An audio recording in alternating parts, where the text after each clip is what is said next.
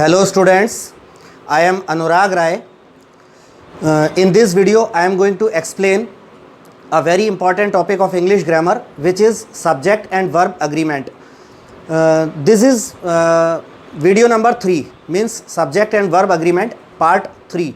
In my previous two videos, subject and verb agreement part 1 and part 2, I have already explained 5 golden rules, 5 important rules of subject and verb agreement. In this video we shall deal with other rules.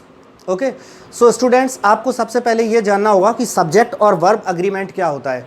तो मैं अपने previous videos में आपको बता ही चुका हूँ कि किसी वर्ब को सब्जेक्ट के नंबर, पर्सन और टेंस के अनुसार होना चाहिए. ठीक है, यानी वर्ब सब्जेक्ट के अकॉर्डिंग होना चाहिए, नंबर, पर्सन और टेंस तीनों में. तो एक बेसिक कॉन्सेप्ट आप याद रखिएगा. वो कॉन्सेप्ट क्या होता है कि singular subjects take singular verbs and plural subjects take plural verb.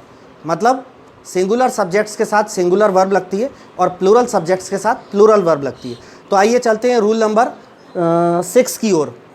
तो जैसा कि आप देख सकते हैं, मैंने ऊपर लिखा है, ये पेयर में आने वाले कंजंक्शंस हैं, जोड़ीदार कंजंक्शंस हैं. आइदर और, neither nor, not only but also. तो स्टूडेंट्स आप याद रखिएगा, जब इन कंजंक्शंस की मदद से, आइदर और, neither nor, not only but also, in conjunctions की मदद से दो सिंगुलर सब्जेक्ट्स को जोड़ा जाए तो वर्ब हमारी कैसी होनी चाहिए? हमेशा सिंगुलर होना चाहिए. जैसे कि एग्जाम्पल नंबर 1 में है, आइदर आस्था और Aniket has made this painting. मतलब कि या तो आस्था ने या अनिकेत ने इस पेंटिंग को बनाया है. ठीक है, तो यहाँ पे हैज़ सिंगुलर है क्योंकि सब्जेक्ट आप देख सकते हैं कि आस्था और अनिकेत, आइदर आस्था और अनिकेत. तो दो नाम जरूर दिए हैं, लेकिन दोनों ने नहीं बनाया पेंटिंग को. आस्था और अनिकेत दोनों ने नहीं बनाया, किसी एक ने. इस सेंटेंस का हिंदी अर्थ क्या होता है कि या तो आस्था ने या अनिकेत ने इस पेंटिंग को बनाया है. तो सब्जेक्ट चूंकि सिंगुलर है, इसलिए सिंगुलर वर्ब हैज़ का प्रयोग किया गया है. ठीक है, इसके बाद अब आप ये याद रखिएगा, यदि इन्हीं कंजंक्शंस को से प्लूरल नाउंस को जोड़ा जाए या प्लूरल सब्जेक्ट्स को जोड़ा जाए तो फिर वर्ब हमारी कैसी होती है? प्लूरल होती है. जैसे यहाँ पे आप देख सकते हैं, नाइदर बॉयज़ नॉर गर्ल्स. तो बॉयज़ भी प्लूरल है और ये गर्ल्स भी प्लूरल है. तो इन्हीं ऊपर वाले 3 जोड़ीदार कंजंक्शंस से यदि प्लूरल सब्जेक्ट्स को जोड़ा जाए तो फिर वर्ब कैसी लगती है? प्लूरल लगती है. तो ये सेंटेंस क्या है? Neither boys nor girls have participated. मतलब ना तो लड़कों ने ना ही लड़कियों ने भाग लिया है, पार्टिसिपेट किया है. इसके बाद फिर एक रूल आता है. ये तो दोस्तों ये हुआ कि यदि इन जोड़ीदार कंजंक्शंस से दो सिंगुलर सब्जेक्ट्स को जोड़ा जाए तो वर्ब सिंगुलर लगती है. दूसरी बात, सेकंड सेंटेंस में हमने क्या देखी कि यदि इन कंजंक्शंस से दो प्लूरल सब्जेक्ट्स को जोड़ा जाए तो वर्ब प्लूरल लगती है. तीसरी बात अब ये आती है कि यदि इन्हीं कंजंक्शंस से दो सब्जेक्ट्स को जोड़ा जाए लेकिन एक सिंगुलर हो एक प्लूरल हो, तब उस स्थिति में क्या किया जाता है? तो आप हमेशा याद रखना, if 2 subjects are joined by these conjunctions as shown above and one of the 2 subjects is plural. ठीक है, then what will we do? The verb must agree with its nearest subject. तो आपको याद रखना होगा कि ऐसी कंडीशन, जैसा कि एग्जाम्पल नंबर 3 में आ रहा है कि not only the captain. अब यहाँ पर सब्जेक्ट जो है कैप्टन वो सिंगुलर है, not only the captain but also the crew members. तो ये प्लूरल है. तो जब ऐसी कंडीशन हो जाए कि एक सब्जेक्ट सिंगुलर हो एक प्लूरल हो, इन कंजंक्शंस से जोड़ा गया, तो फिर वर्ब कैसी होना चाहिए कि वर्ब अपने निकटतम सब्जेक्ट के अनुसार होनी चाहिए. तो यहाँ पर हमने वर्ब को लिया है, वर्ब प्लूरल होता है क्योंकि वर्ब का जो निकटतम सब्जेक्ट है वो है द क्रू मेंबर्स, जो कि प्लूरल है. ठीक है, तो ये वर्ब कैप्टन के अनुसार नहीं लगेगी, द क्रू मेंबर्स के अनुसार लगेगी वर्ब, क्योंकि उसका निकटतम सब्जेक्ट प्लूरल है. तो इस सेंटेंस का हिंदी में अर्थ क्या होता है? Not only the captain but also the crew members were frightened. What I have written on the board, I repeat the sentence. Not only the captain but also the crew members were frightened. मतलब हिंदी में क्या होता है कि ना सिर्फ कप्तान बल्कि चालक दल के सदस्य भी भयभीत थे. तो इसी सेंटेंस को अगर हम इस तरीके से दूसरे तरीके से देखें, not only the crew members, अब हमने द क्रू मेंबर्स, ये प्लूरल सब्जेक्ट आगे है और बट ऑल्सो के बाद द कैप्टन, सिंगुलर सब्जेक्ट पीछे है. तो इस कंडीशन में एग्जाम्पल नंबर 4 में क्या करेंगे, हमने क्या किया है कि वॉज को लिया है, क्योंकि वही रूल लागू होता है कि इन कंजंक्शन से दो सब्जेक्ट्स जोड़े जाएं, एक सिंगुलर हो एक प्लूरल हो, तो फिर वर्ब को अपने निकटतम सब्जेक्ट के अनुसार रखते हैं. तो यहाँ पर हमने वॉज इसलिए लिया है क्योंकि वॉज का जो निकटतम सब्जेक्ट है वो है द कैप्टन और द कैप्टन सिंगुलर है. तो अब एग्जाम्पल नंबर 4 में क्या लिखा है, not only the crew members but also the captain was trying hard to save the passengers. What I have written on the board, I repeat the whole sentence. Not only the crew members but also the captain was trying hard to save the passengers. मतलब ना सिर्फ चालक दल के सदस्य बल्कि कप्तान भी यात्रियों को बचाने के लिए कठिन परिश्रम कर रहा था. तो ये हमारा रूल नंबर 6 हुआ. इसके बाद आते हैं रूल नंबर 7 पर. रूल नंबर 7 को पूरा कवर कर लेना, हो गया कवर. रूल नंबर 7 में आप देखिए, मैंने यहाँ पर कुछ इंडेफिनेट प्रोनाउंस लिखे हुए हैं. तो ये ऐसे इंडेफिनेट प्रोनाउंस लिखे हैं जो कि सिंगुलर होते हैं और इनके साथ सिंगुलर वर्ब लगती है. तो वो कौन से इंडेफिनेट प्रोनाउंस हैं? Either, neither, each, every, one, someone, somebody, anyone, anybody, no one, nobody, everyone, everybody, another, the other, much, little, less. तो ये वो इंडेफिनेट प्रोनाउंस होते हैं जिनके साथ हमेशा सिंगुलर वर्ब लगती है. आप देख सकते हैं रूल नंबर 7 में जो कंजंक्शंस लिखे हैं ये सिंगुलर होते हैं और इनके साथ हमेशा सिंगुलर वर्ब लगती है. तो एग्जांपल्स में देखते हैं हम. नंबर 1 लिखा है, neither of the two boys is fit. क्या लिखा है? Neither of the two boys is fit. इसका हिंदी में अर्थ क्या होता है कि दोनों में से कोई भी लड़का फिट नहीं है. ठीक है, तो आप इससे कंफ्यूज मत होना कि बॉयज़ प्लूरल है, इसलिए हमको यहाँ पर प्लूरल वर्ब लगाना चाहिए था. ये जो हेल्पिंग वर्ब, ये जो वर्ब है इज़, ये बॉयज़ के लिए नहीं है. इसमें सब्जेक्ट क्या है? नाइदर, और ये सिंगुलर होता है.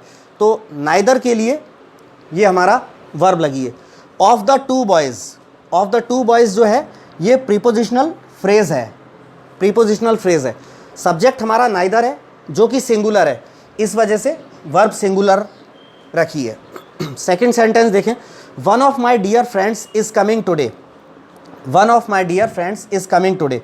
तो इस सेंटेंस में भी दोस्तों हमने वर्ब सिंगुलर रखी है, लेकिन आप ये कंफ्यूज मत होना कि यहाँ पर सब्जेक्ट आपको पता होना चाहिए कि सब्जेक्ट है वन, और ये जो लिखा है यहाँ से ऑफ द डियर फ्रेंड्स, ये ऑफ माई डियर फ्रेंड्स, ये क्या है? प्रीपोजिशनल फ्रेज़ है और वन हमारा सब्जेक्ट है जो कि सिंगुलर है, इसकी वजह से वर्ब सिंगुलर आई है इज़. तो सेंटेंस क्या लिखा हुआ है? पूरा सेंटेंस क्या है? One of my dear friends is coming. इसका मतलब है कि मेरे प्रिय मित्रों में से एक आ रहा है. तो आप को सब्जेक्ट को गौर करके देखना है कि सब्जेक्ट कैसा है, सिंगुलर है कि प्लूरल है. तो इसमें ऐसा नहीं है कि मेरे दोस्त आ रहे हैं, मेरे कई सारे दोस्त आ रहे हैं, ऐसा नहीं है. इस सेंटेंस का अर्थ क्या है? इसका सब्जेक्ट का भाव क्या निकलता है कि मेरे जो दोस्त हैं उन दोस्तों में से कोई एक, मेरे दोस्तों में से एक आ रहा है, सारे दोस्त नहीं आ रहे हैं, दोस्तों में से एक आ रहा है. तो सब्जेक्ट हमारा वन है और ऑफ माई डियर फ्रेंड्स ये प्रीपोजिशनल फ्रेज़ है, तो सब्जेक्ट वन सिंगुलर है, इसकी वजह से वर्ब भी हमारी सिंगुलर आई है. थर्ड एग्जाम्पल को हम देखते हैं. Someone has stolen my bag, मतलब किसी ने मेरा बैग चुरा लिया है. तो समवन भी सिंगुलर होता है, इसके लिए वर्ब भी हैज़ भी यहाँ पर हेल्पिंग वर्ब के रूप में है, सिंगुलर आई है, इसका हैज़ का प्लूरल है होता है।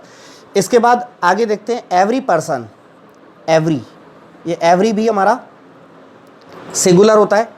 और यहाँ पर आपको एक और बात बता दूँ, ईच और एवरी ये जो है इंडेफिनेट प्रोनाउंस होने के साथ साथ एडजेक्टिव्स भी होते हैं। तो एडजेक्टिव्स का मतलब क्या है कि ये नाउन के पहले भी रखे जाते हैं। तो यहाँ पर एवरी पर्सन, ये पर्सन के पहले एवरी को रखा है। Every person wants to earn money, मतलब हर व्यक्ति पैसा कमाना चाहता है। तो आपको पता होना चाहिए दोस्तों कि ये एग्ज़ाम रूल नंबर 7 का एग्जाम्पल नंबर 4 प्रेजेंट इंडेफिनेट का है।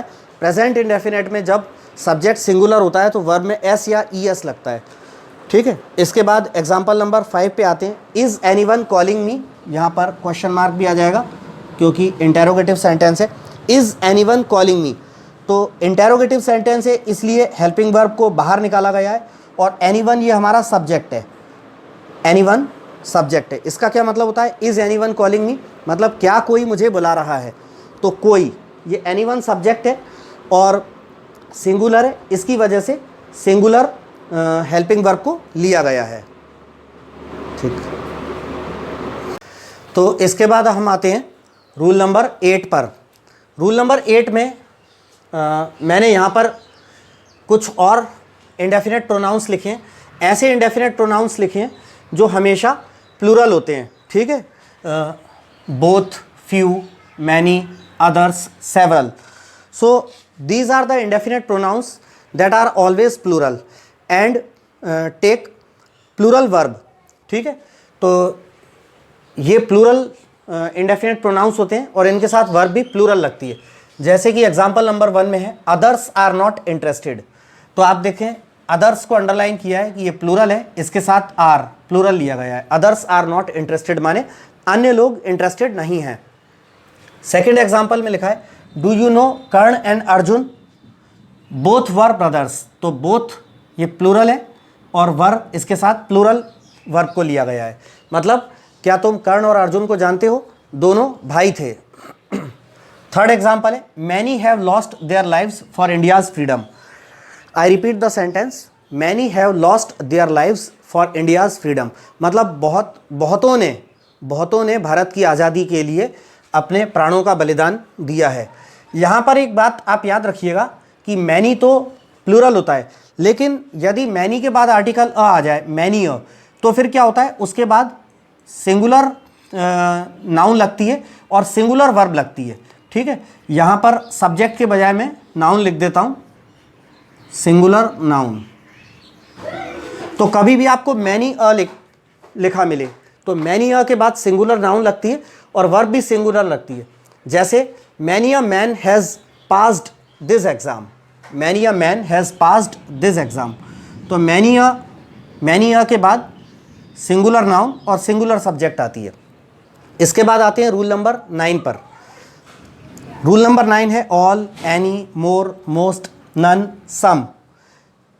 These are the indefinite pronouns that can be used as both singular and plural। तो ये वो indefinite pronouns हैं जो सिंगुलर और प्लूरल दोनों के रूप में प्रयोग किए जा सकते हैं। अब ये दोनों के रूप में कब प्रयोग किए जा सकते हैं, जब हमारा आशय अनकाउंटेबल नाउंस, यहाँ पे आपको अनकाउंटेबल नाउंस जानना बहुत ज़रूरी होगा। अनकाउंटेबल नाउंस वो होती हैं जिनको गिना नहीं जा सकता। तो अनकाउंटेबल नाउंस के लिए कभी भी प्लूरल वर्ब नहीं लगती, सिंगुलर वर्ब लगती है। तो ये वो शब्द हैं all, any, more, most, none, सम, जो अनकाउंटेबल नाउंस के लिए भी प्रयोग किए जाते हैं। तो जब ये अनकाउंटेबल नाउंस के लिए प्रयोग किए जाएंगे तब वर्ब कैसी लगेगी, सिंगुलर। और जब ये शब्द प्लूरल नाउंस के लिए प्रयोग किए जाएंगे तब वर्ब कैसी लगेगी, प्लूरल। तो एग्जाम्पल नंबर 1 में है all have come back home, all have come back home. तो इसका मतलब है कि सारे लोग घर वापस आ गए हैं। तो यहाँ पर ऑल जो है वो प्लूरल नाउन के संदर्भ में प्रयोग की जा रही है। सारे लोग घर वापस आ गए, इसलिए हैव का प्रयोग प्लूरल वर्ब लगी है। अब सेकंड एग्जाम्पल में है all is well, all is well मतलब सब कुछ अच्छा है। यहाँ पर ऑल जो है अनकाउंटेबल नाउन के सेंस में प्रयोग की जा रही है कि सब कुछ अच्छा है, इसलिए अनकाउंटेबल नाउन के रूप में प्रयोग की जा रही है। तो वर्ब हमारी सिंगुलर लगेगी। अगला थर्ड एग्जाम्पल है, some butter is needed for this dish. तो सम के बाद यहाँ पर अनकाउंटेबल नाउन आया है, इसलिए हेल्पिंग वर्ब जो है हमारी सिंगुलर लगेगी। और फोर्थ एग्जाम्पल में लिखा है सम बर्ड्स आर फ्लाइंग, मतलब कुछ पक्षी उड़ रहे हैं। तो सम जो है यहाँ पर सम के बाद प्लूरल आ रहा है, प्लूरल नाउन आ रहा है, इसलिए वर्ब भी प्लूरल लगेगी। तो ये स्टूडेंट्स आज इस वीडियो में मैंने आपको रूल नंबर 6, 7, 8, 9 एक्सप्लेन किए। इससे आगे के रूल्स मैं आपको अपने नेक्स्ट वीडियो में एक्सप्लेन करूंगा। तो if you like my video please subscribe my YouTube channel Anurag Rai English tutor. Thanks.